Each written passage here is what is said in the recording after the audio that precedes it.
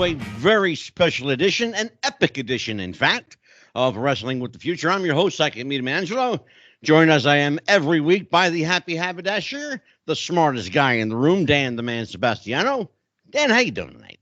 I'm great. This is one of the episodes you look forward to when you get into this business. I look forward to any episode where I don't have to share it with Mike Messier or someone else. Well, this is personal for me because, you know, I started in wrestling as a historian, and it was the Pro Wrestling Spotlight radio show I listened to when I was a kid that got me into the wrestling history. So No way. I was psyched when Angelo told me who he had booked, so I'm really looking forward to this. Oh, yeah. I know Dan was excited about this. Well, without further ado, let's introduce our guest by way of saying Pro Wrestling Spotlight was the first notable radio program to peek the inside behind the veil, an inside look at the business. It was ahead of its time in many ways. A lot of people referred to this program as a virtual or electronic dirt sheet. It was the first of its kind, really innovative at the time. And the man behind this brainchild was the innovator, the originator, the guy I call the innovator and originator. His name is John Arezzi. He now releases classic episodes of his Pro Wrestling Spotlight on the Arcadian Vanguard network. So our friend Brian Last there and his fine team of guys, and they have done a remarkable job. And I want to tell you, John, they have done a remarkable job of preserving the history and the originality of that content to as close to original as you can possibly get it. And it really is an amazing time capsule back in wrestling history.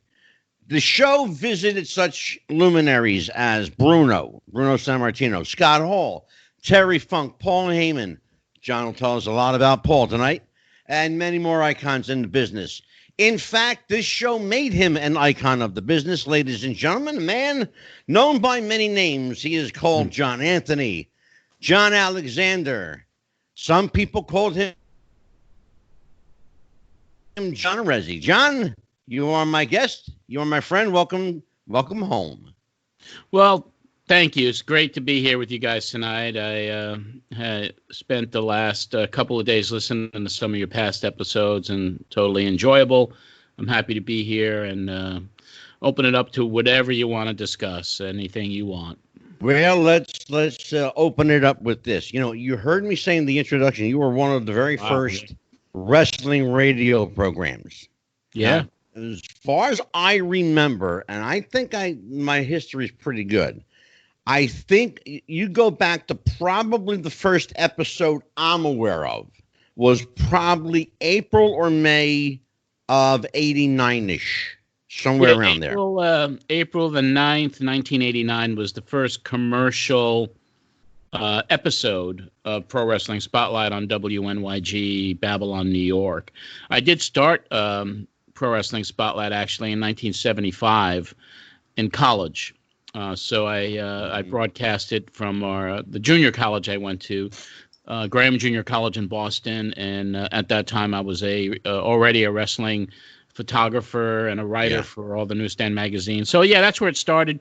I had a 2-week run with George Napolitano on WNYG in 1985, but the owners threw us off.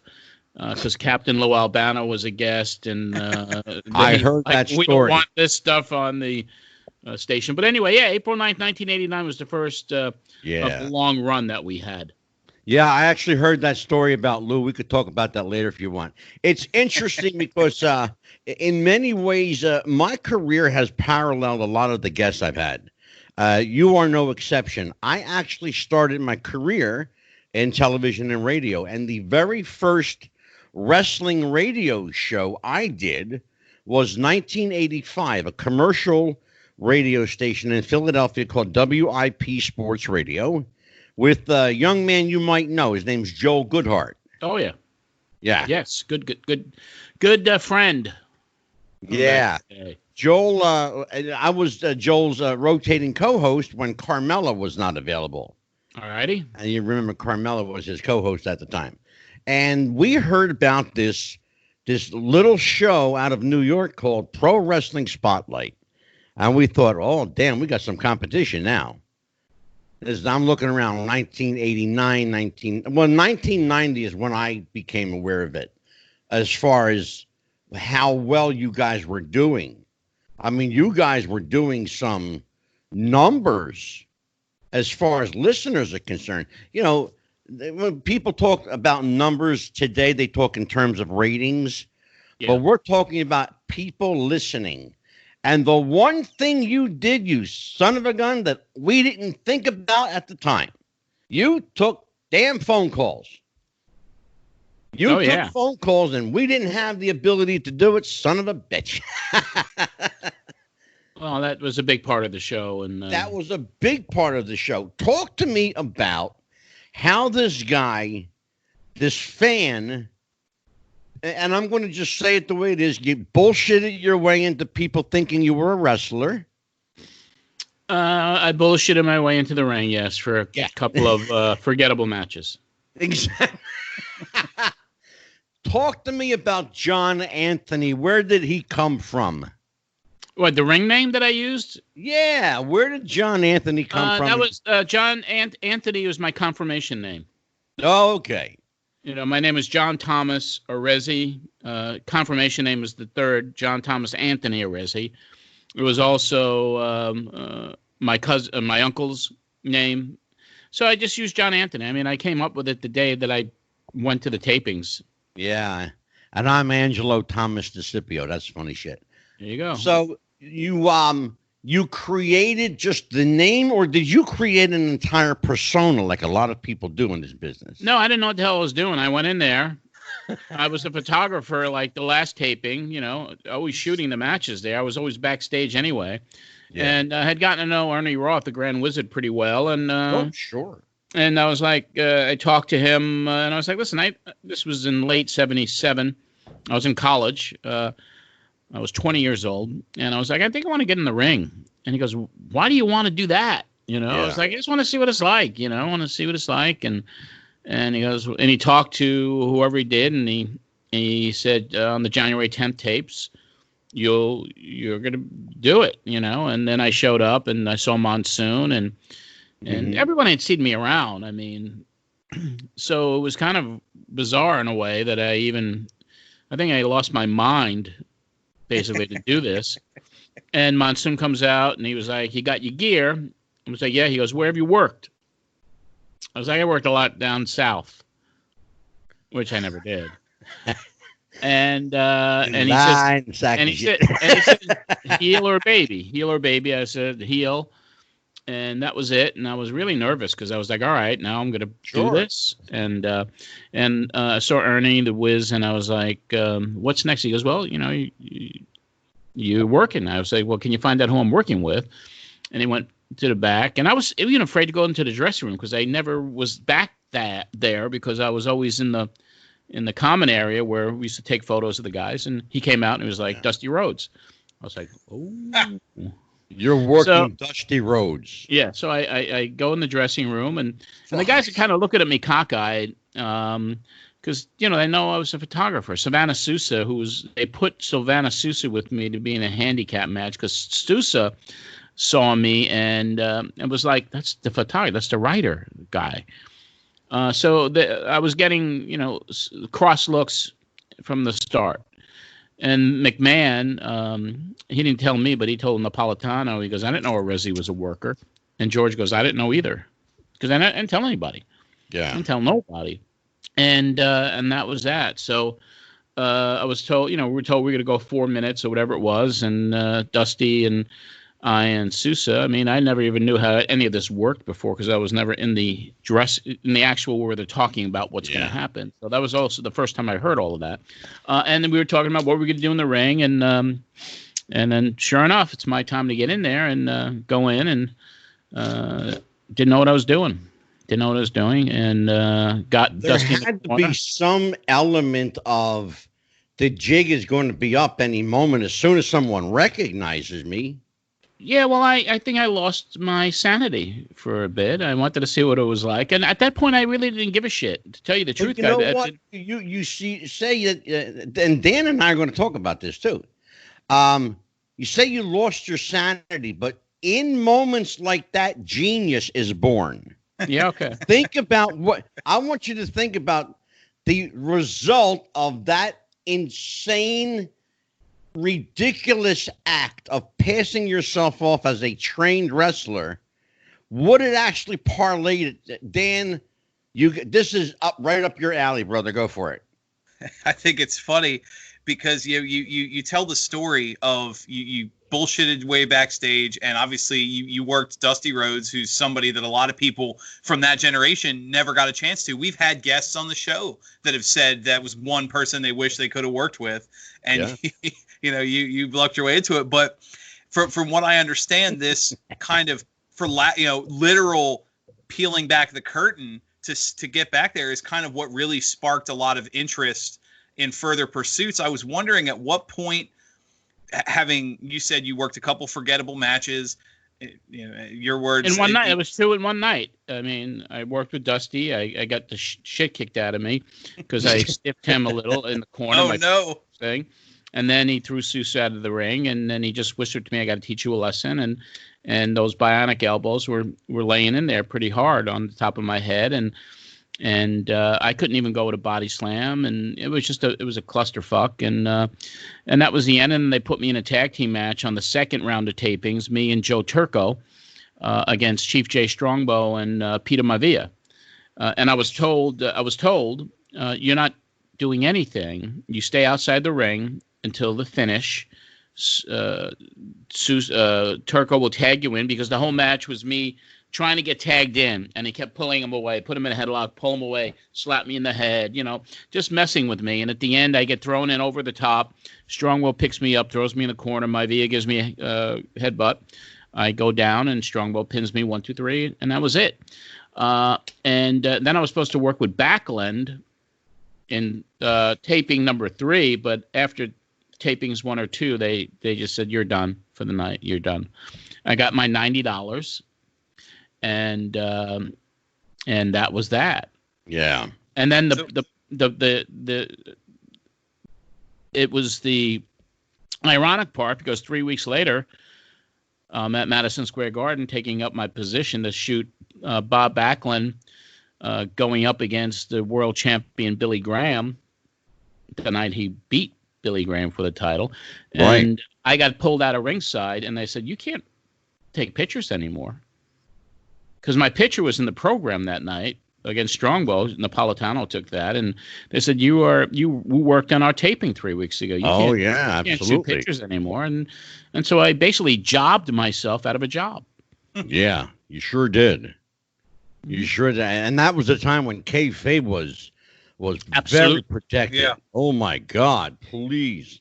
So now you started, obviously this goes back long before Pro Wrestling Spotlight and wanting to be a wrestler. You were a fan growing up. What was the first match you ever saw? Everybody remembers their first time.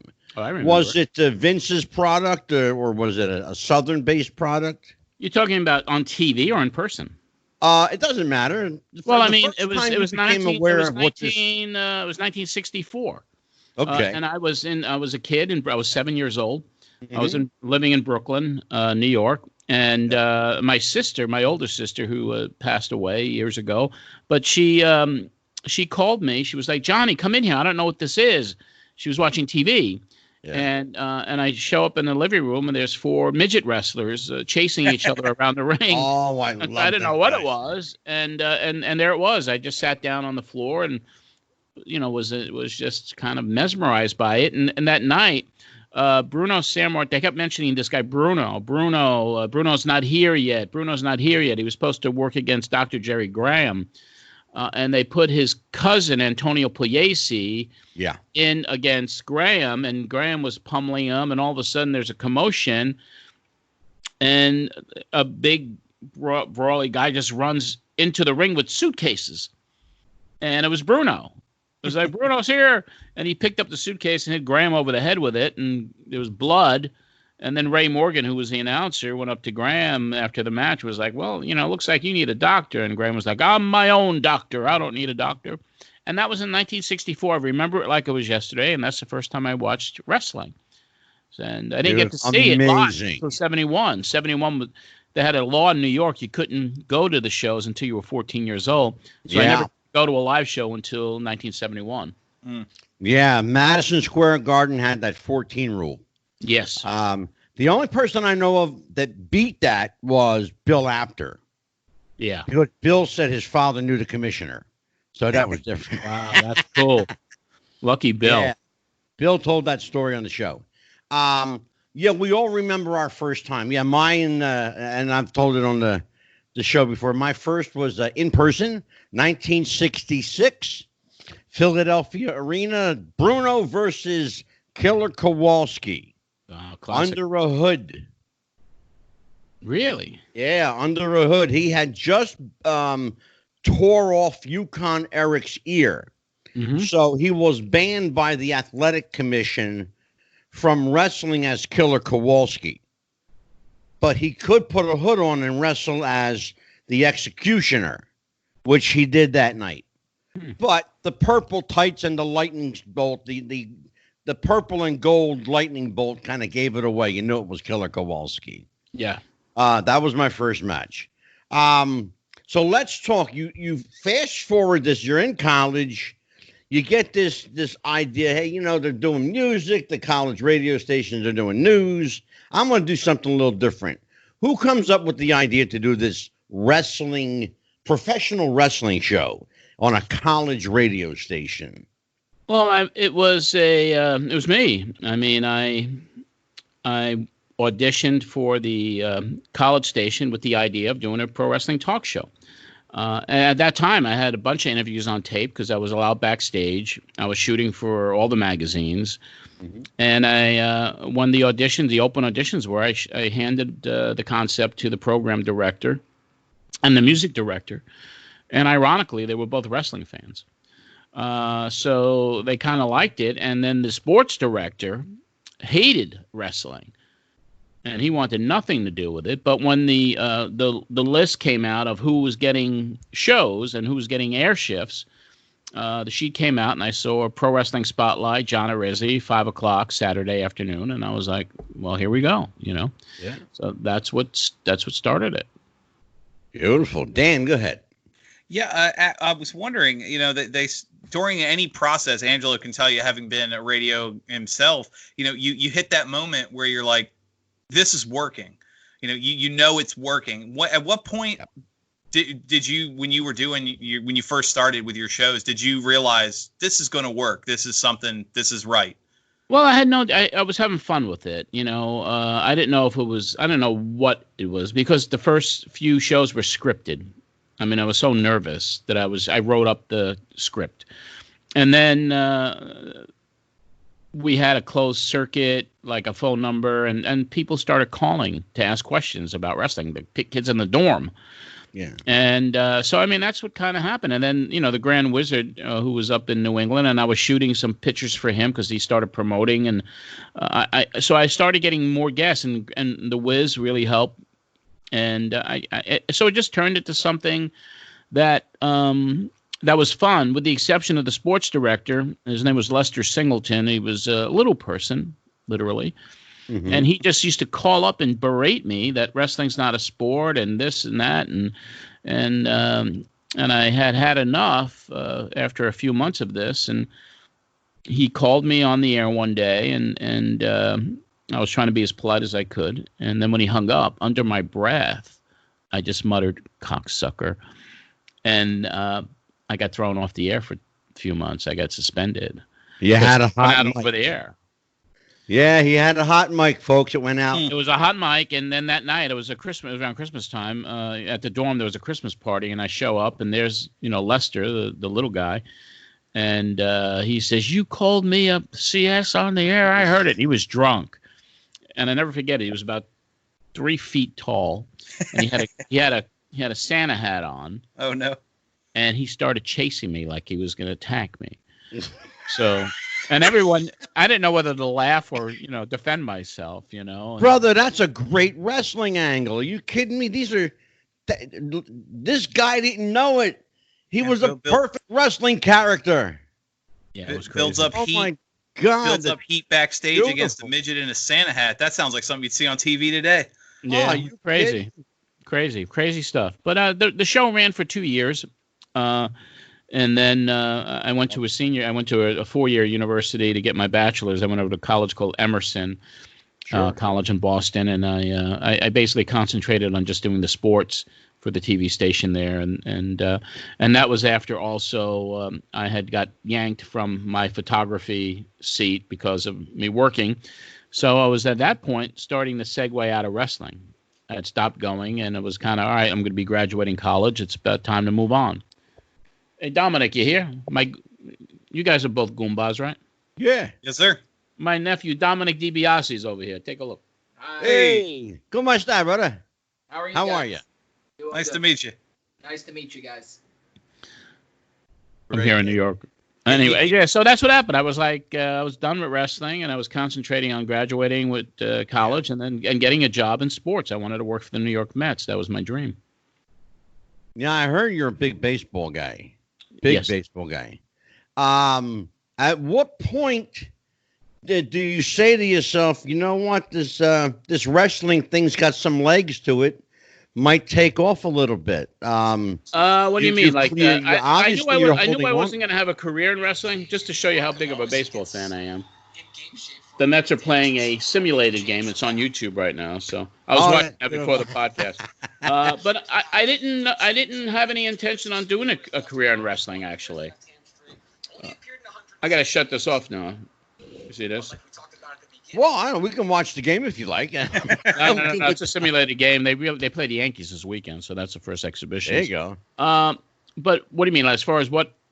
Well, no, I mean, it's as far as you have this passion inside you. You're clearly a fan. Yeah. You clearly have some connections at this point. So it's not something that just goes by the wayside to make way for baseball. You're holding on to this. But I didn't wrestling. watch it. I didn't watch it. I wasn't, I'd watch it occasionally. I remember the Zbyszko-Bruno feud. I remember watching that. Sure. But, I mean, I really was concentrated on getting my career started. And so I got hired by the New York Mets out of college. I went to the baseball winter meetings.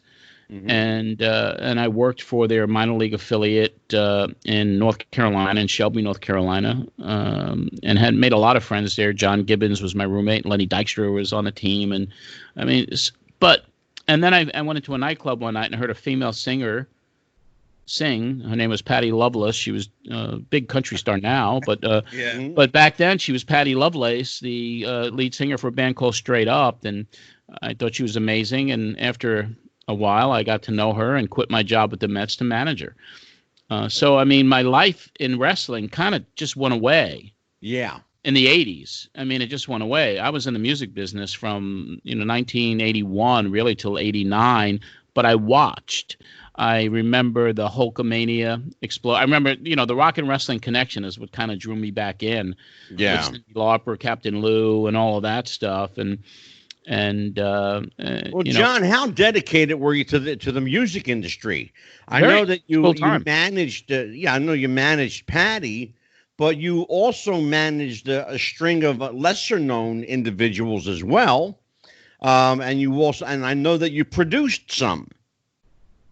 Yeah, I mean, my life has been a roller coaster of different things, and pretty interesting life, I guess. But the 80s were basically music. I had started a management company up in New York and had several acts, and a lot of them were not prominent. I was managing too many acts at one time.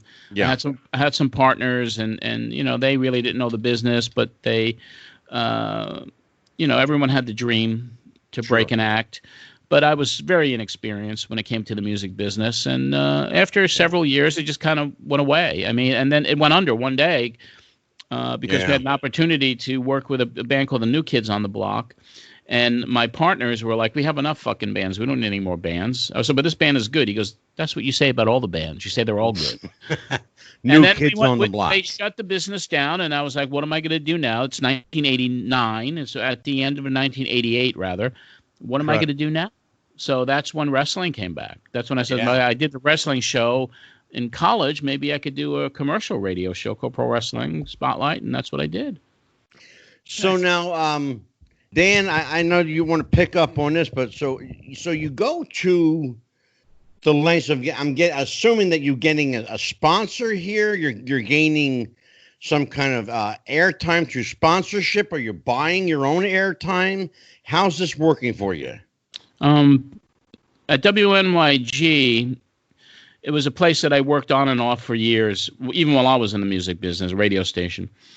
But I went in there, and initially it was a revenue share. The old lady who ran the station, Mrs. Hornstein, and her husband, Saul Hornstein, we were going to share some revenue, and it wasn't coming in fast enough. So then she was like, well, you have to buy the time, and that's what I did.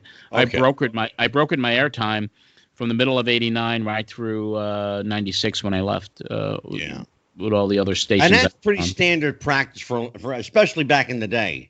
Yeah, no one was paying you for a wrestling show. No one was. Yeah. Yeah, well, it was in some ways it's actually pretty standard practice now because, radio is kind of a dying thing, then podcasts are where it's at now. Dan, go ahead. I know you wanted to follow up on that. Well, I would just want to point out first the cameo appearance you had. That's how you know you're true to that part of the country when you have Dominic living in the house. Got to have at least one in the family, a nephew or a cousin, right? Well, I live in Nashville. That's where I live. I'm in New York right now. I've been here. I have an apartment here in New York. In the house that my sister and Dominic live in, there's a basement apartment that I took over a couple of years ago so I could come up here as often as I want to and have a place to stay. There you go. And I've been here much longer than I thought I would be because of COVID. Right. Oh, yeah. Yeah. Then let me expand. You were talking about the getting into the business and obviously your airtime and your organization. With that was 88, 89, so that puts you right around the Mega Powers era. That would have been the big thing in the New York region because you still had WrestleMania and everything. Mm-hmm. So I guess I want to look at that from the perspective of how. Let me think how to word this. How did that affect who you targeted as far as your audience, your guests? I got you. Did you try and focus on the Rock and Wrestling Connection? Let me try and get your young fancy guys, or at that point were you more still focused on history? Let me try and get some of the older stars. I didn't know what I was going to do when the show started. The first thing I did when I got the show, as I called the WWF. And I spoke to someone in their PR department. His name was Steve Planamenta. And ironically... Oh, sure. Yeah. Ironically, Steve was a kid who I met through one of my college friends who was a little boy who used to, follow me or, love the Fred Blassie fan club. And he was a little kid. Little Stevie is what my friend used to introduce me to him as. I met him once, and the kid was like, oh, John Arezzi. But then, here we are years and years later. I call the WWF, and he goes, John, this is Steve Planamenta, Bill Martin's friend. And I was like, oh, little Stevie. And he was like, no, Steve Planamenta. And I said, well, I'm starting this wrestling talk show, and I would love to take a meeting or have cooperation, what we can do together promotion-wise. And he goes, what are you going to do with the show? Are you going to be like that Rich Mancuso guy in New York that just exposes the business? And I was like, I have no intention of exposing the business. And he gave me a guest for my very first show. It was Mouth of the South, Jimmy Hart. Nice. And so the show was totally going to be kayfabe. That's what the intention was. I wasn't going to tear no curtain down or expose anything. Mm-hmm. And then through my friend Georgianne Macropolis. Georgie, I asked her for show number 2 if she could give me Bruno's number and talk to Bruno because I'd love to have Bruno on. Sure. Not knowing how much Bruno did not like the WWF at the time. So I called Bruno up and I interviewing him on tape before the show. Yeah. And he said a lot of bad things. And then I was like, holy boy. What am I going to do with this? So I called the WWF and I was like, listen, I got Bruno Sammartino coming on this week for this week's show. But he said some, pretty nasty things about you guys. And he goes, we're not going to air it, are you? I said, well, I think I have to, and that was the end of my cooperation. Two shows? It was one show. And I was I mean, by the end of episode 2, the contract, the agreement was over. It was done. I was done. I was Dan, remember these words. The more things change, the more they stay the same. Right. Nothing's changed. It's exactly the same way now. Yeah. In fact, in many ways, it's worse. It's worse. So, you have to glean from when little Stevie Planamenta is now correcting you and says, no, it's Steve. You got to figure something's up. Okay. So now he's got a little juice under him. And now at the time, John, are you aware that little Stevie is a wrestling fan, or you're not aware? Or you don't care? No, I mean, you mean the Steve that I spoke to in the WWF, or the Steve from here when he was a little boy? This little punk kid. Well, he was a little kid who my best friend in college was like, my next door neighbor's a big wrestling fan and he knows who you are. Would you mind meeting him? And I was like, of course, So my friend lived in Austin, New York, and during a holiday, Christmas break or whatever it was, I went over and and said hello to Steve, and I gave him some magazines, and he was a little boy. He was a big wrestling fan, little boy. So, and then it wasn't until 15 years later that I reacquainted myself when he was Steve Planamenta with the WWF. Yeah. So now you got this Bruno interview. It's in the can. You got to sit on it. You don't know what to do with it. Well, I played it for the station management, and they said we wouldn't want you to air this as is because it could be subject us to some potential lawsuit. Was it liable? It was, it was like Bruno being Bruno back then. And so I called Bruno up and I was like, listen, there's, the first half of the interview was great. I said, do you mind if we recut the second half? And he goes, doggone it, why? Why do we have to do that? I was like, because there's, problems with lawyers and whatever. And he goes, I'll do whatever you want. So he graciously retaped it and still said some things, but not as heavy as he did in the original one. And that developed, for me and Bruno, it developed a friendship, which led to us doing many things together over the years. Sure. Well, and in the interest of full disclosure, and I've talked about it on the show before, Dan knows, Bruno was a good friend of mine. Real good friend of mine, very dear friend. And I've had our buddies on. I should have reached out to you then, John, because we had a Remembering Bruno night. JJ was here. Davey O'Hanlon was here. Davey, I love Davey. Oh, man. In fact, I spoke to Davey tonight. He's coming back next week. We're doing a show with Davey next week called Remembering the Territories. I used to go to the Beach Boys. We went to a Beach Boys concert with him and his wife, and we were very tight back in the 70s. Me and his wife Kathy and Davey, and we socialized back then. Oh, Davey's very good, very different. He lives about 20 minutes from me right now. Yeah, he's literally 20 minutes away. Interesting thing too. You're talking about living in Nashville. I spent 15 years in Tennessee. So if you have a chance to stay in New York, stay. Don't go back. Well, I've been there 20 years. Have you really? Yeah, I moved to Nashville in 2000. Explain to people who are unfamiliar this Italian Yankee soul. How do we survive? Why are you laughing at me, Dan? How do you survive down south with no gravy and no real bread and no pizza and no bagels? No, oh my God, are you kidding me? Everything is you say gravy to somebody and they're bringing you a bowl of this white shit. Oh my God. So talk to me about living in Nashville and Music City. A job brought me there in 2000. I was in the music business when I got out of wrestling. That's when I changed my name to John Alexander in 1996. I couldn't take wrestling anymore. It had really fucked me up mentally and financially.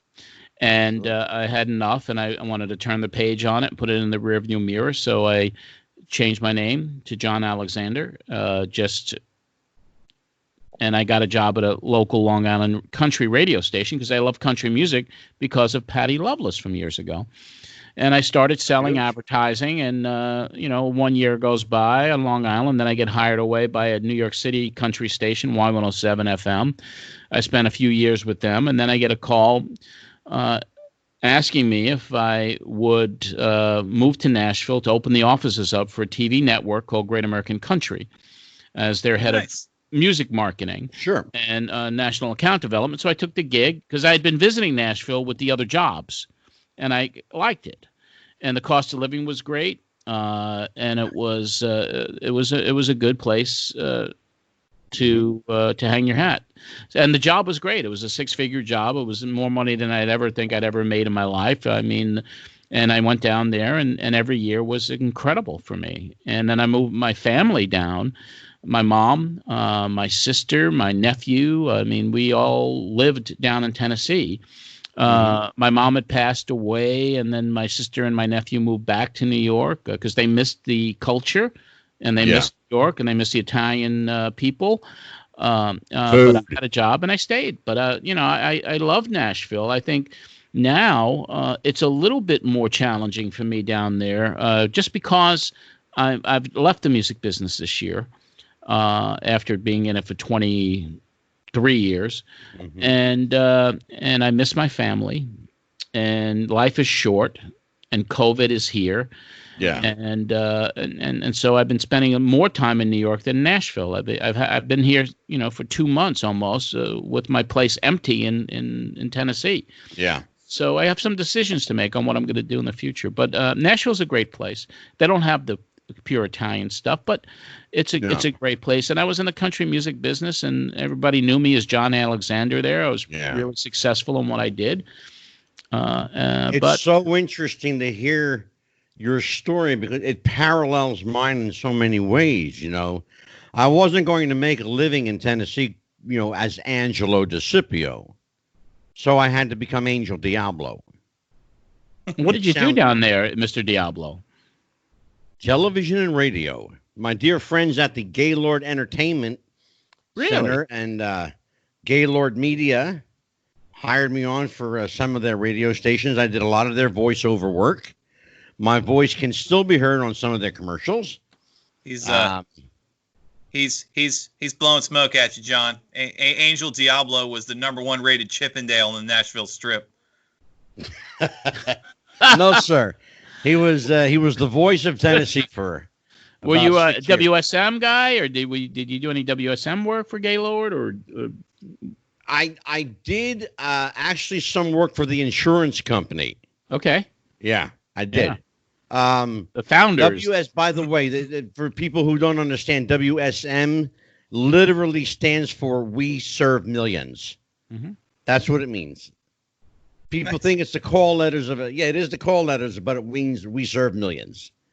But no, I did quite a bit of voiceover work. I did a lot of wrestling stuff when I moved to East Tennessee. I was involved with a company there called East Tennessee Championship Wrestling. We've actually, Dan and I actually talked to Ron Fuller about the character that ran that group, a gentleman named Terry Landell. And you remember that conversation we had with Ron. Ron is a good friend of mine. But we did some work with East Tennessee Championship Wrestling, and Buddy Landell was a friend of mine, and of course Ricky and Robert. Ricky lives in Bristol, Tennessee. Robert lives in Florida. But they were dear friends. I did a lot of work in Tennessee, mostly radio and television. That's primarily where I made my living. But wrestling was my hobby. I never relied on wrestling for my livelihood, thank God. Had I'd probably be broke right now. So, Dan, go ahead. Tough business. Well, let me ask you something, merciless, John. It really is. It's a merciless business. Very it cutthroat. will eat your soul alive and spit it back out. Go ahead, Dan. I'm sorry. Well, something I mentioned earlier. Your work in radio and a lot of what you did was the reason I got so interested in the history of wrestling. I'll be 37 here shortly, so I'm old enough to remember the territories, but I also had to watch the tapes, rent the tapes from the store to see like Memphis and some of that stuff I couldn't get on TV.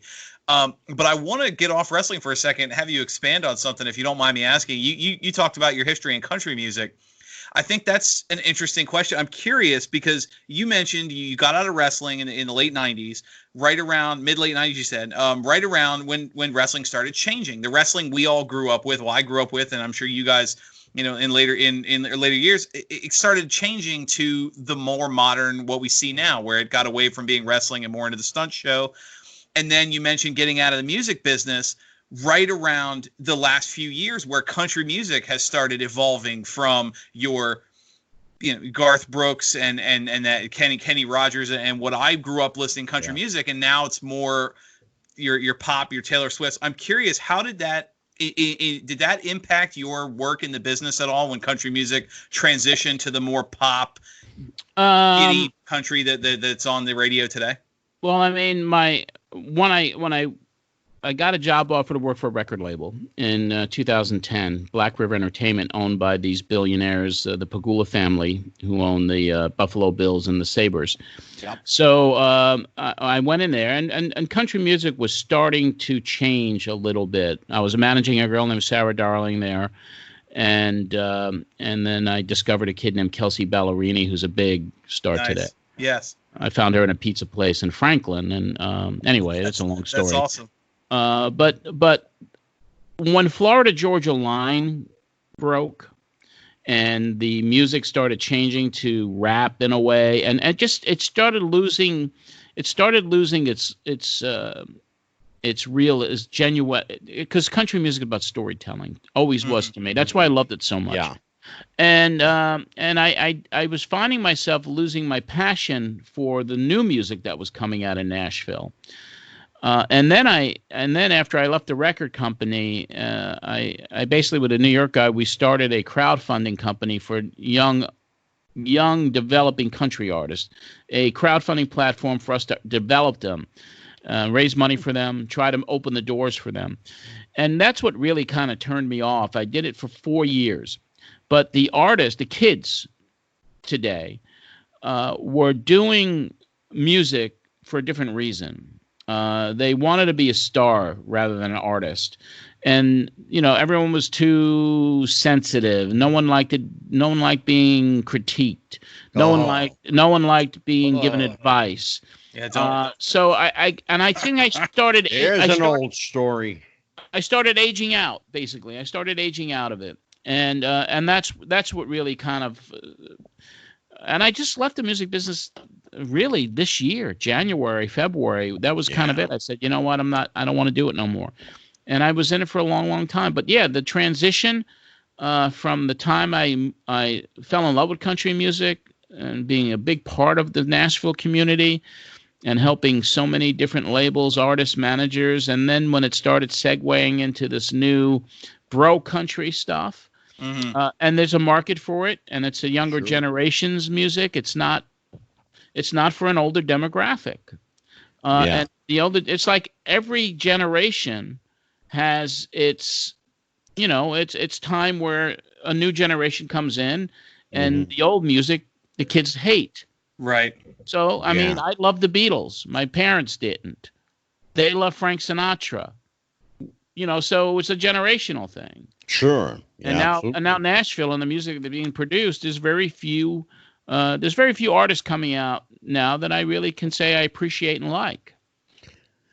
You know what? I got to tell you, and I want people, listening to hear this. It's really important. What John is saying, and to some degree what Dan and I are saying, that we say, in fact, every week, is if you follow the narrative, it doesn't matter the business. It doesn't matter the industry. The narrative is the same. What was is now being turned into what is. And what is about finance, instant stardom, the microwave generation. Give it to me now. I want to be famous now. I don't want to pay my dues. I don't want to work hard. I want it, but I don't want to bust my ass for it.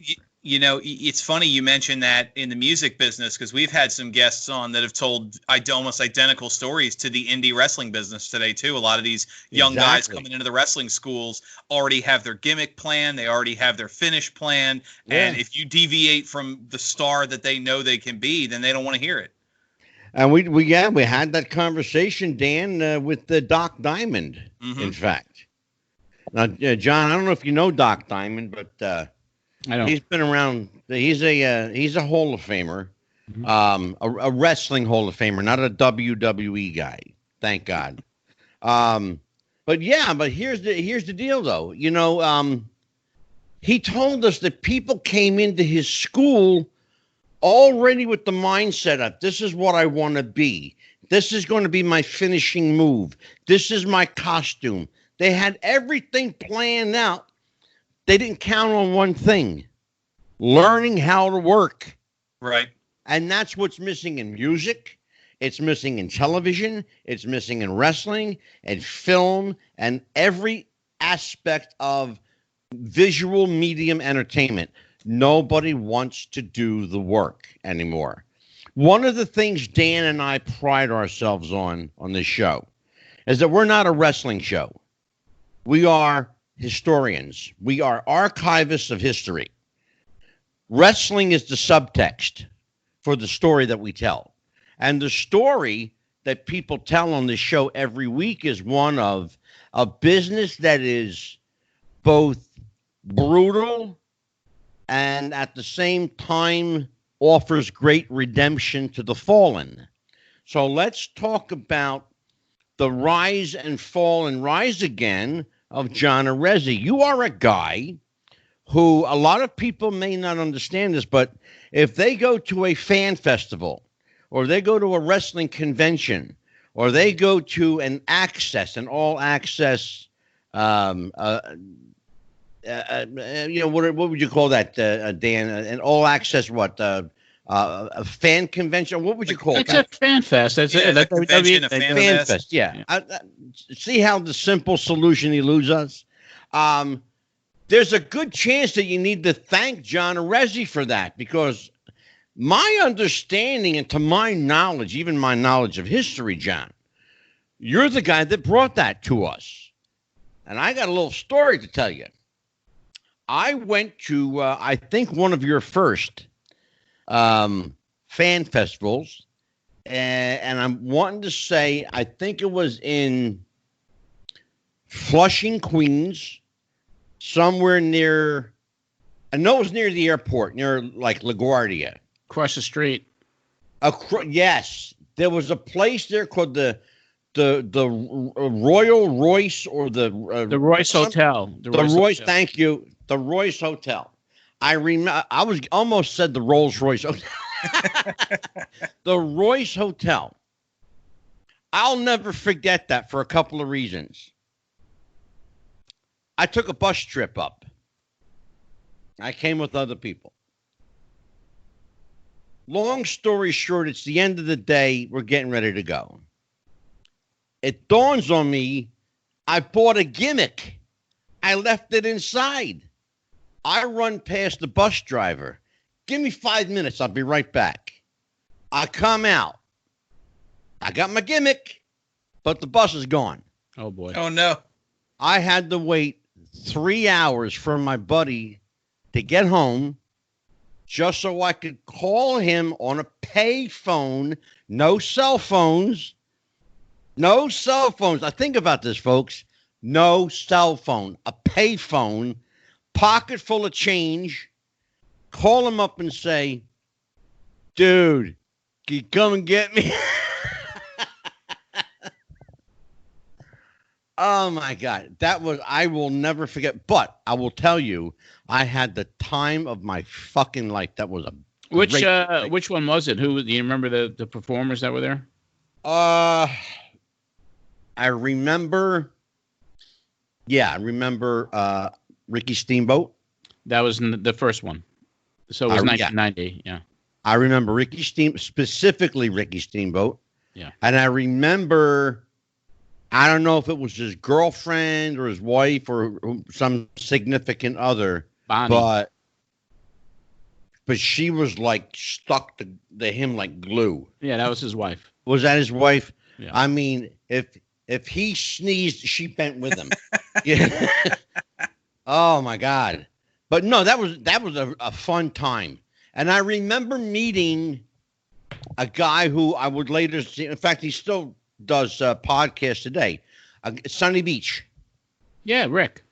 Yeah. I see him on Monty and the Pharaoh from time to time. He's a regular guest on Monty and the Pharaoh.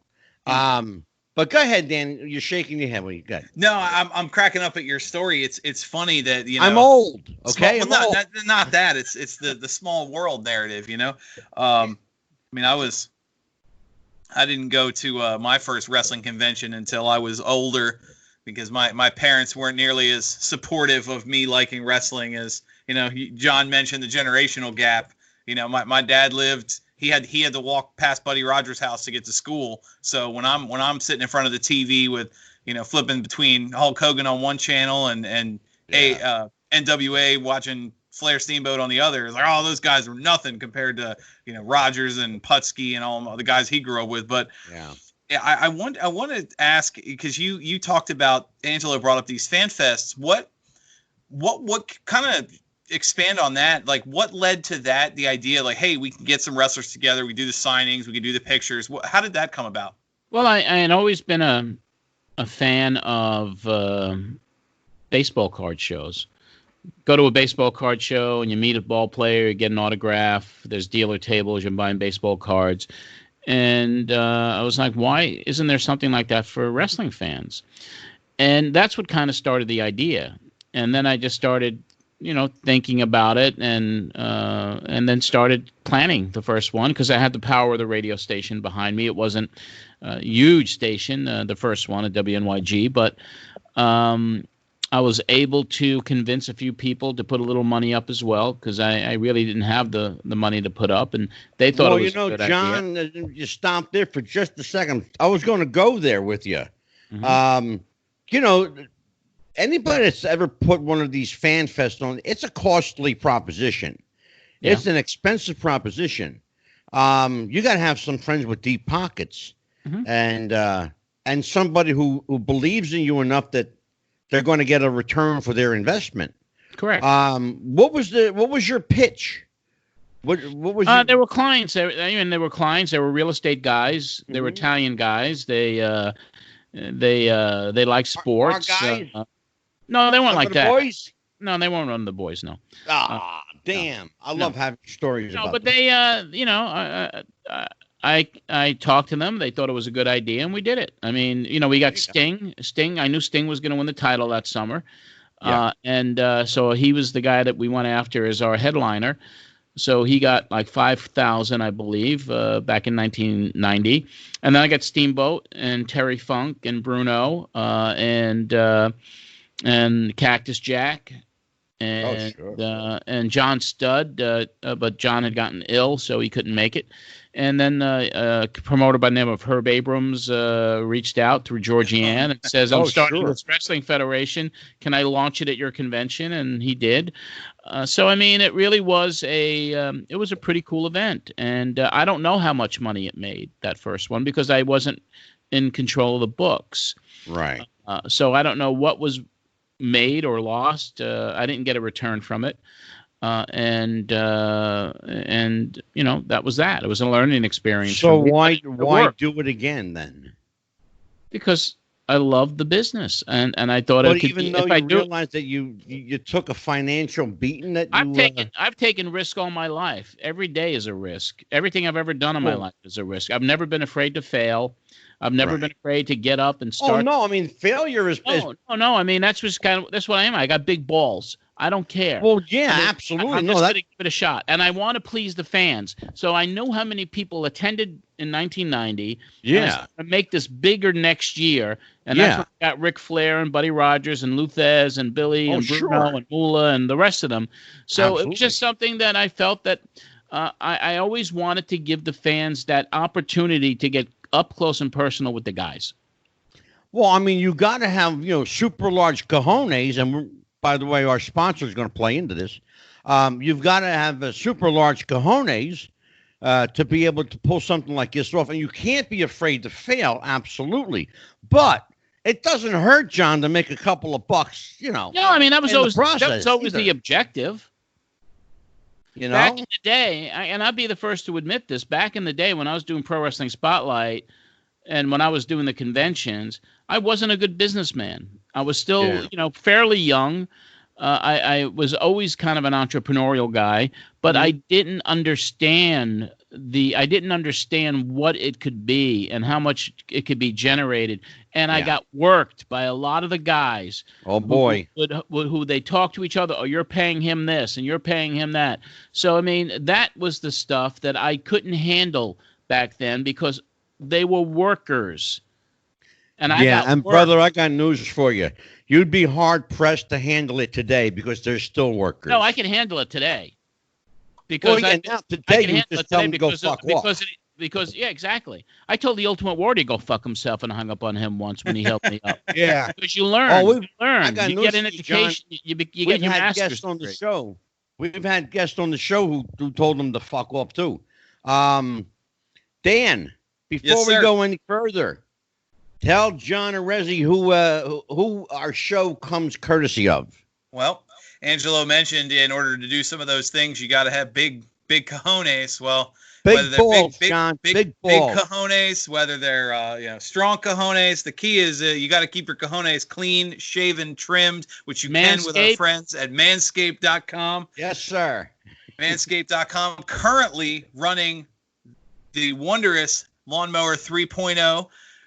Use promo code promo code Wrestling Future for 20% off at Manscaped.com to keep your warrior challenging cojones clean, trimmed, especially in the summer. You don't want the boys being too warm in the locker room, so you got to keep them clean. Promo code Wrestling Future.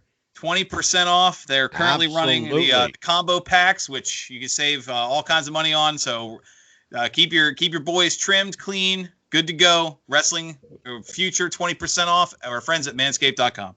Great Fabulous product. We love our friends at Manscaped. I love those guys.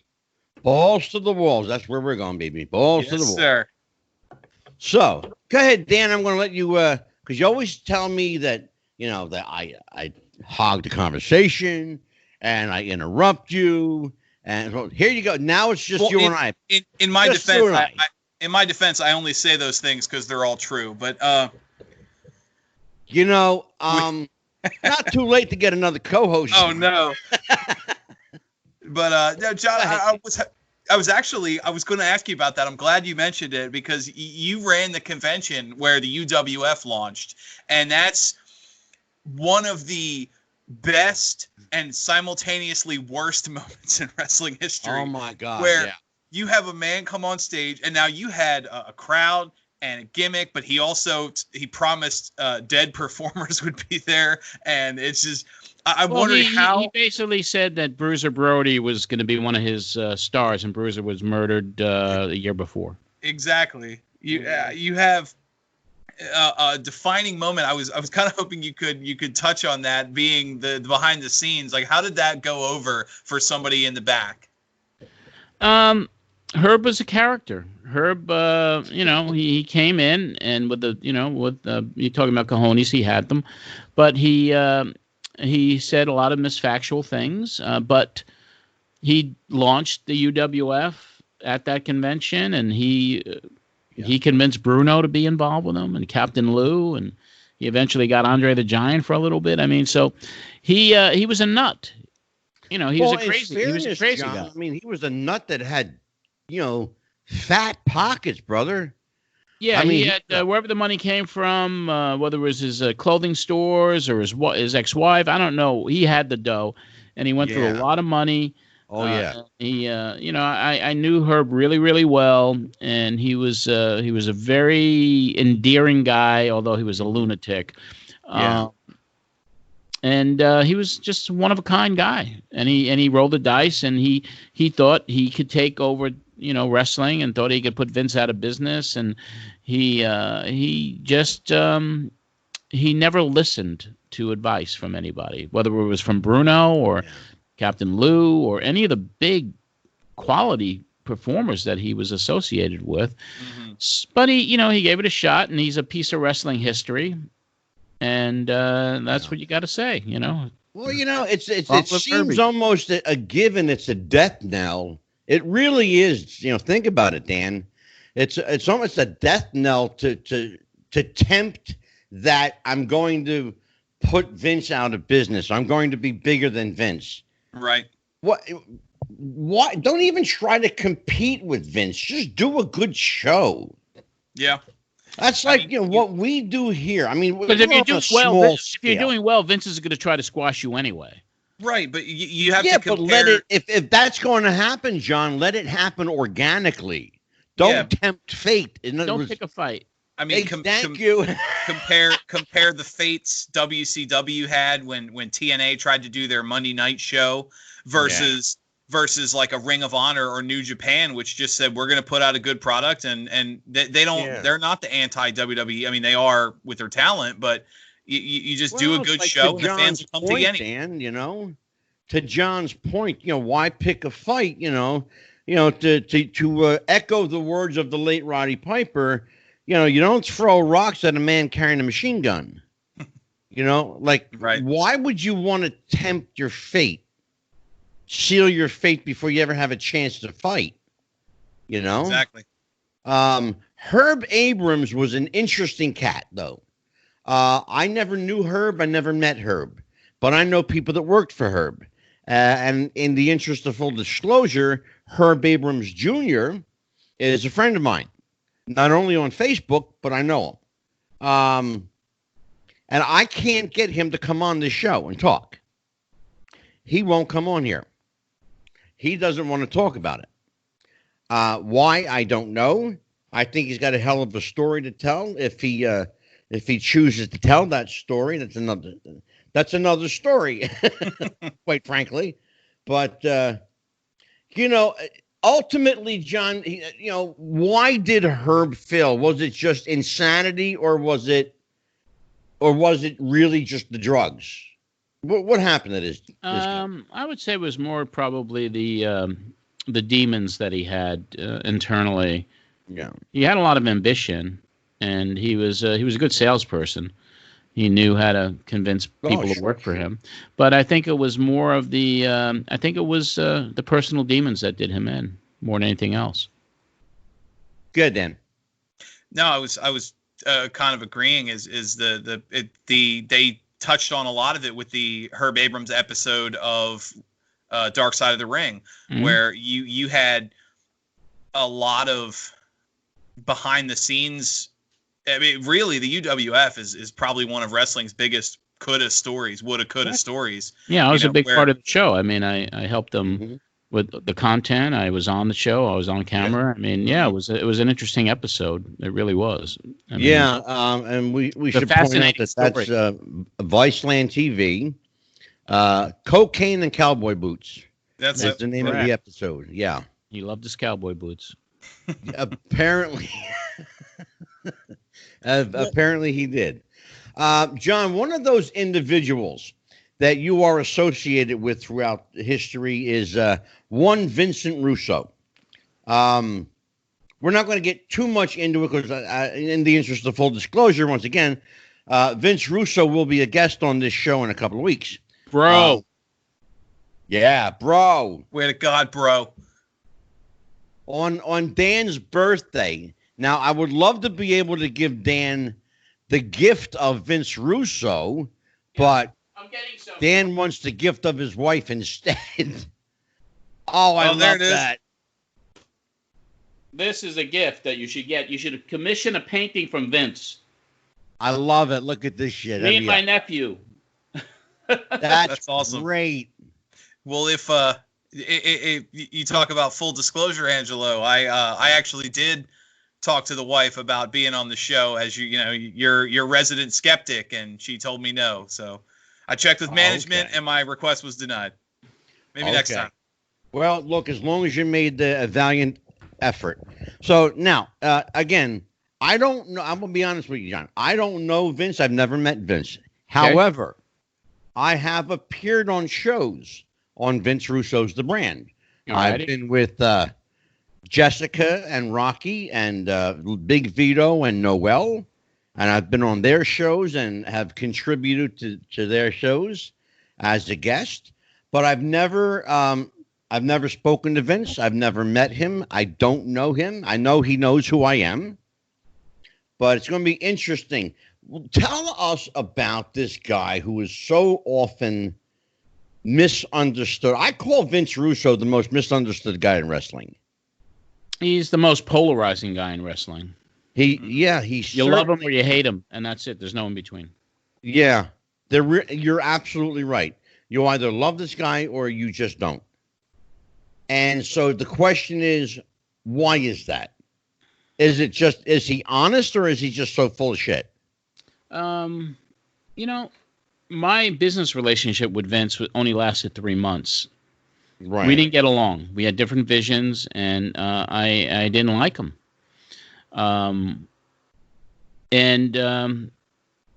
Today, I could say that I have a good relationship with him. It's not a business partnership or anything, but I think Vince did a lot of things that were very good, and he did a lot of things that were really shitty. I mean, not good as far as creatively, but he did some amazing things creatively as well. He was very polarizing. He was very ambitious. He wouldn't listen to people. He had his vision, and that was that. And that's why we split up after, just 3 months. But he's probably one of the most polarizing figures in the history of pro wrestling, if not the most. I think Vince, and I feel this way, I think if he had the opportunity now to do something else, or he's retiring or whatever, I mean, he's getting to that point. But I think if he could have got out of wrestling a while back and go back in it, I think he would have been happier. He's still doing his thing. I have nothing bad to say about him. I mean, I just wish him well, and I consider him. It's interesting. I mean, I've never met the guy. I have nothing. Well, I think you and him getting together, like doing this, that could be an interesting conversation. Yeah, he's coming on the show. Well, and in the interest of full disclosure, I've been mistaken for him publicly a few times. Really? More than a couple times. In fact, I will just tell everyone, again, in the interest of full disclosure, Daniel, I have a Vince Russo T-shirt. Daniel and I have been actually, we've people have said we look like each other, except for I don't have this. I used to have that when I was younger. But people say, well, why are you wearing a picture of yourself? That's not me. No, but I've literally been mistaken for it. Here's the thing, though. But you're also a psychic. Is that real? That's what I do. That's my shoot job. Yeah. That's your shoot job. Yeah. I will tell you that I work for 3-letter agencies. Okay. That's all I can say. All right. And I have a few private clients. All righty. But that's what I do. In fact, they told Vince about me, and they even offered to have me do a reading for him. Mm-hmm. And he said no. He wanted no part of it. He's actually coming on the show because he's a very religious guy. Yeah, very much so. Mm-hmm. Guess what? So am I. Mm-hmm. But I don't call myself religious. I'm spiritual. I call myself spiritual. Because I've even said on the show that I'm not a religious guy. I'm really not. Well, I mean, the psychic medium world, I mean, there's always been, if you're a Catholic, I mean, there are viewpoints and there are views on that Oh, sure. On the side, brother, I was raised Roman Catholic. I believe me, I know. I was too. Yeah. Anybody with enough vowels in their name was raised Catholic. We all know that. That's true. Very true. So, what we're going to do, Dan, I'm going to give you a couple more questions, and then, well, Dan, you've been vocal. I'm not going to do that. I'm going to take that back. Daniel. Okay. So we've talked privately about Vince Russo. Yes, sir. Here's a guy that knows him. Okay. What's the one misnomer about Vince that you've heard, or information you've heard about Vince that you want to know whether it's true or not? The one or two pieces of information. Okay, that's fair. I've had the communications before. It's weird you mentioned there's no black or white. As a person, I've said positive things. He's charity work and his spiritual work and all. As a wrestling fan, I don't like what he did to the business, but I'm curious. You mentioned that he doesn't work well with others backstage. There's been stories, especially from his time in WCW, where it was almost frat boy-esque, like, somebody cut in line in front of me in catering, he's losing the title tonight. Is he the kind of guy that has those petty knee-jerk booking decisions? I don't know. I really couldn't answer that because I don't know. That's fair. Honestly, that's the only narrative I've ever heard that I was ever curious about. I'll tell you, again, not knowing him, Dan, and even John, I'll say this to both of you. He seems to me, and again, I'm just a casual observer.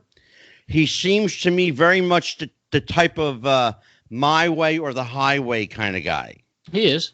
That's the impression I get. But right. That's the way he was with me when we had the short-term.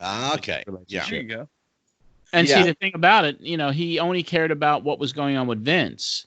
Yeah. And we had a YouTube live thing, and we talked all of this out. But at the same time, I really wasn't that concerned about I wasn't that. He didn't know what was going on in my personal life. I didn't know what was going on in his personal life at the time. Yeah. He was losing video stores. Blockbuster was coming in. Mm-hmm. He wanted to segue into the wrestling business, and we found each other, and he kind of used me to get into the business. He put up the money for us to go to a big radio station, but it was a partnership that should have never happened because we were so different in our philosophies. Mm-hmm. And I was in the middle of covering the scandals, and he was not on board with some of the stuff that was going on. Yeah. So I mean, it was just I look at it this way. Jim Cornette calls me patient zero because I was the guy that brought him in. But on the other side of it, you gotta love Jim. I was the guy that only lasted 3 months. And it ended. Yeah. Because I couldn't, he was very ambitious, and he was we got to do this, and we have to do that, and we have to do this. And I was not comfortable in the relationship at all. And he had aspirations to like shoot right to the top. And that's what he did. So out of anything that Vince Russo's done, he talked himself into the wrestling business through a partnership with me. Yeah. He talked himself into a gig with the WWF, and he achieved some amazing things in his career with the Attitude Era. And then things went south for him, and he's never been able to get the glory that happened in those early years of Attitude Era when Vince brought him into the creative room, and he became Vince's right-hand man on the writing. But he's accomplished a lot of great things. But so that's why, I mean, I have and I know there's a lot of people that hate him, and I know Cornette hates him, and I know there's so many people that hate him.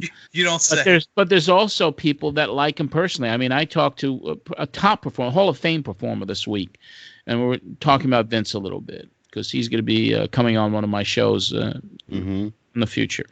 And he says, Vince, I love the guy as a person, but his business stuff I'm not too much of a fan of. Yeah. Because he's a grandfather. He's a family man. Sure. He basically and I like even the conversation I had with him when we kind of buried the hatchet a few years ago.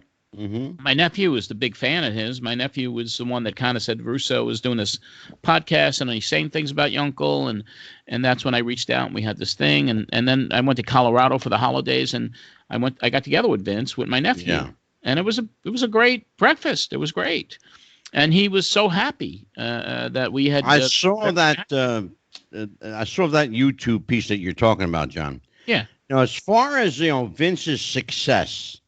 One thing I learned living in Tennessee, and I think you'll appreciate this, is that they have an expression there.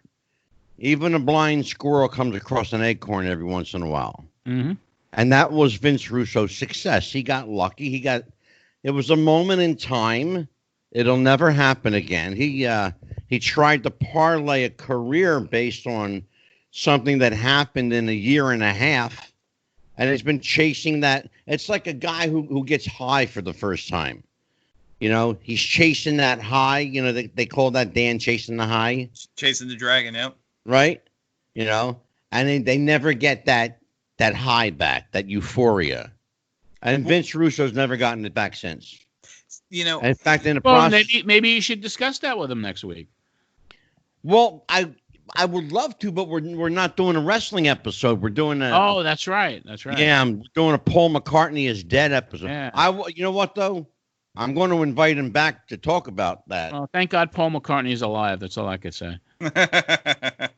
We think he is allegedly. Well, then if I can direct the conversation again, I'm curious. There's Angelo mentioned the old sayings and all. One of the things as a history guy that's always struck me is the old story that they say Alexander the Great, he looked upon his empire and wept because there was nothing left to conquer. Everything in the world was influenced by his decision. I'm curious, looking at the landscape, if you mentioned Vince Russo, Jim Cornette, Eric Bischoff, us, everywhere you look, there's wrestling podcasts and the idea of a fan or someone who's maybe not a formally contracted performer. I mean, I started as a freelance writer and transitioned into the podcast, taking over for Angelo's former co-host, who was a good friend of mine, that, I would never have been able to do this without the foundation that your radio programs and people like you have laid for us. Do you look at the current landscape in the digital age and like appreciate the importance you've had in it, or is it one of those things where you, if not me, someone else that you don't give yourself the credit for? I think I was ahead of my time back then with the conventions and with bringing Lucha Libre here in '93 with Ron Scholar. I think the radio show. I think there's a lot of things that I did that were a little bit ahead of its time. So I look back at what I am today, and the only thing I am today is a historian and an analyst. I don't really give two shits about the product today. I mean, I'm not saying against it or bad. There's some things that are good and not. My role and why I am back is to share with the fans the memories of wrestling the way it used to be. And I'm launching a website in 2 or 3 weeks. I have movies that I shot at Madison Square Garden as a 13-year-old. Andre the Giant's first match there. I have 10,000 pictures. I have about 40 or 50 films from the Garden. I have audio from the 70s, 80s, 90s. I have videotapes when I was a wrestling promoter in the 90s that people have never seen before. Yeah, that's my role. Yeah, it's not a today guy. And exactly. what I hope, and my demographic is not a kid. My demographic is somebody 40 plus, right, who are going to remember the old days. And that's I know what my niche is. That's why I got a book deal. I got my book's coming out next year, and it's a story about what I did, not only in wrestling but in country music. It's a story about a guy with multiple personalities. Music guy John Alexander. Wrestling guy John Arezzi, New York Mets guy. So that's what my role is, and so I think people appreciate. I think people appreciate what I did, the ones that are still around, because I hear from them every day. My old listeners are still, a lot of them are still there. And when I came back, a lot of people thought I was dead because I was gone. I disappeared for 23 years. Right. So they all thought I was dead. And all of a sudden I put up a Twitter account and I start, and then Brian Last does a podcast with me, go back 30 years and listen to a show that took place 30 years ago every week, and people are loving it, and there are thousands of people listening. Yeah. What does that tell? What does that tell you? What does that tell you? People have a fondness for nostalgia. It tells me people remember wrestling the way it used to fucking be when it was great. The older ones, not the kids. Right. They don't fucking know what wrestling was when We Bruno don't give a was shit around. about them. No. We care about guys like us. Right. Yeah. That's who You I'm hear- marketing to. I'm not marketing to a demographic of anybody under 40 years old. No, I'm going to tell you something. John, I'm going to tell you something. And Dan will tell you. He's the young pup. But this young pup knows his history. Okay? Oh, yeah, but he's in late 30s, right? Late 30s, you said? Yeah, I turned 37 at the end of the we month. got You're on the guys. cusp. The average age of our guest is 65 and up. Mhm. Okay? The average age. We talk to people like Scott Casey, Johnny Mantell, oh my God, Davey O'Hannon, J.J. Dillon, Yeah. Tony Villano, Dominic DiNucci, who's coming on the show next week. Hope he's feeling well. Hope he's good, right? Bill Oh, Dundee. he is. Yeah, Yeah. he's Good. doing real well. I love that. Well, I mean, we've got Dan. I mean, we have, it's like a who's who. It's like a Hall yeah. of Fame. A Mount. How do you say it, Dan? The Mount Rushmore It's of wrestling. the Mount Rushmore of wrestling. You know? But and I've said this before. I've said it publicly, privately. Anybody who cares to listen. We don't do a wrestling podcast. We do a history show. This is history. We are preserving the history. Right. And that's what I call it preserving, protecting, and defending the history and integrity of wrestling, the way it was, the way it used to be. My company, back when, was called NCW All-Star Wrestling. And it's funny, John, because my copyrighted and trademarked slogan was the way wrestling used to be. And I'm going back 25 years. Okay? Again, the more things change, the more they stay the same. Yes, sir. That's why Dan and I do what we do. You'll notice that you and I talked the human element tonight, and that's what Dan and I do. We talked about the personal aspect. I don't give a shit about this match or that match. I could care two shits about what match or who met who, or I got my picture with this guy. I don't give a flying fuck. I care about the history that you bring. And you bring, my friend, a plethora of wrestling history. Dare I say, without John Arezzi, we probably wouldn't be here talking about John Arezzi. That's That's absolutely really kind correct. of you. I don't know how true that is, but that's kind of you. It's quite true. Think about it. I did a radio show, you did a radio show, but you were able to do something I didn't think about doing, involving the people. Telephone calls from listeners. Who would have ever thought, especially in Philadelphia, because Philly's a tough crowd. Who'd have ever thought that somebody would actually give a shit to call in a radio station and talk about wrestling? Are you kidding me? Right. We fought to stay on the air every damn week because we had the Phillies, we had the Eagles, the Sixers, all like really bad sports teams that people fucking loved. Okay, but then we had this underground market of wrestling fans, the silent majority that used to rise up on Saturday nights at the Spectrum, thunderous 25, 30,000 of them, after the building would fill up, they'd be outside. Somebody would run back and forth between the inside and outside, filling everybody in on what was going on. I'm sure they had guys like that. They used to call them runners. I'm sure the Garden had guys like that too. Guys that would run outside and tell everybody what was going on inside. You know, and John, you know what I'm talking about. We had guys like that.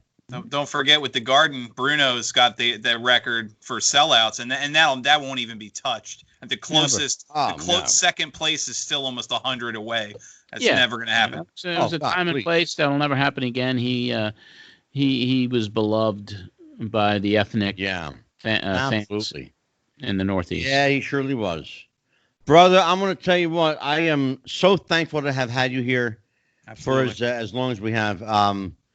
Go ahead and promote the Pro Wrestling Spotlight. Promote Brian and Arcadian Vanguard. Yeah, here's the platforms. The podcast is pwspod.com. Every week we go back 30 years to listen to an old Pro Wrestling Spotlight in chronological order.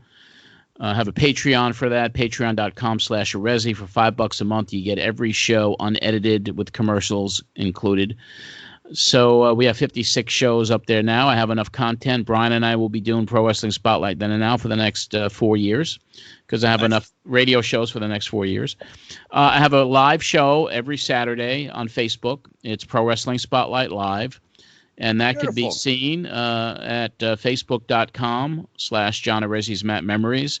I've had Conan on with Ron Scholar. I've had Mick Foley. and each and every week it's live, and I take questions from people as well. Mm-hmm. So that's the live show. My Twitter is @John Arezzi. My Instagram is @John Arezzi. MattMemories.com is the new website. It's going to be $7.99 a month when we launch it before the end of the summer. But you could sign up now, get a lot of bonus content for free. And when this site launches, you're gonna dive back into history, and you're gonna be able to see thousands of pictures of all the big stars from the 1970s, from the WWF, NWA, all the shows. There you go. So, I mean, there's a lot going on. And my book comes out next year on ECW Press. It's called Matt Memories. And it's my wild ride in pro wrestling, country music, and with the Mets. So that's what I got going on. It's almost a full-time gig for me again. You did no shit. Yeah, I left the music business. I'm winding down to retirement. I've come 360. I started in pro wrestling, and this is where I'm going to end. There you go. Beautiful. What's old is new again. Absolutely. And I thank you guys for thank you for inviting me on tonight. Oh, this was an honor. Thank you for accepting. We'd love to have you back too. Love to have you back. I wish we had more time. No, we only have an hour and a half show. John, thank you so much. We're definitely going to call upon you to join us again. All right. Best of luck to you guys. Thank you so much. Take care, John. John Arezzi, everyone. All right, Dan, just you and me. What a great interview. Just you and I, you know. It's normally we've got 5 windows open here with I take nothing away from some of our rotating panelists, but the conversation flows smoother with less voices. I know. I don't know what to do. I'd like it was always, I don't know what to do. Like if Mike Messier is not promoting something. Mike is always promoting something. I can't promote MikeMessier.com. Mike, he's not here. Oh, you could still give him a shout out. Well, I can still give him a shout out, like you just did. Maybe, yeah, there you go. Yeah, well, just for because I'm feeling sentimental tonight. For all your Mike Messier wants, needs, and desires, if his name was a website, it would be MikeMessier.com. Go see him at MikeMessier.com. What's his name? Mike Messier. All right, Mike, you get well. We hope that your hernia or your hemorrhoids or both are not flaring up on you. Thought we'd go the whole show without another one of those. I know. I can't help it. Shades of Andrew Anderson. Jeez. Oh, by the way, that was a great show. Andrew's going to come back too. So what do you got to promote? Anything going on with Dan? Well, we've got a couple of shows coming up on the YouTube channel. Obviously, last episode we talked. We've got a new series, Cut a Promo with the Bearded Wonder, Jason Tuttle, and WWE Superstar Rico. That first episode posted this week, so check that out. Great episode too. Yes, really sir. was. We've got more of Mikey's life lessons, and we've got life a couple lessons with Mike Messier. Yep. I can't believe I said it again, Mike Messier. Oh, and the other thing, so Mike Messier's Wrestle Ride. Yeah. Forgot about that. You know. Also, Mike Messier's films and documentaries. Yeah, plenty of good content. Mike Messier channel.com part 2. No. Yeah, we've got plenty of good content. Obviously on the YouTube page. I wanted to ask you, Dan, what's going on with the Refs Roundtable? When's the next roundtable coming out? We've got. Well, I had one set up for because I'll be in and out the next couple weeks. So I've got one in the can ready to go. We've got 2 more coming up in the next week. Obviously, with Jason filming his new show, our usual panel, we went in different direction. But we'll be back next week with new content. We've got a couple of indie guys talking. We've reached out to a couple of wrestlers. We've got obviously from last week, and we've got again continuing to hunt down, try and do the CTE special. That's a huge story. Little Birdie told me, Dan, that we may have a special show on the paranormal with some guys from the Ghost Hunters. Yes, I was going to mention that. We've got the television show Ghost Hunters.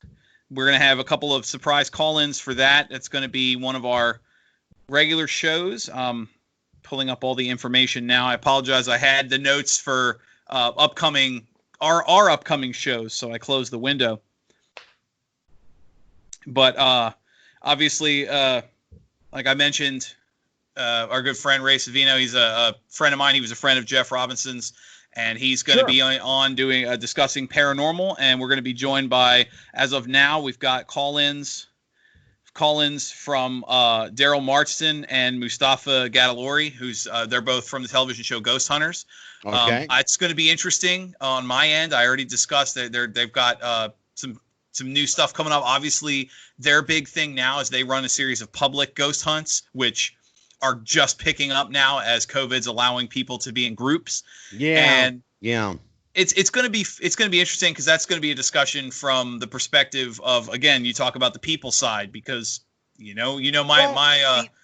thing about the ghost hunts that's interesting, Dan, is that because these ghost hunting groups are generally smaller clustered groups anyway, 4 to 6 people, generally no more than 4 or 5.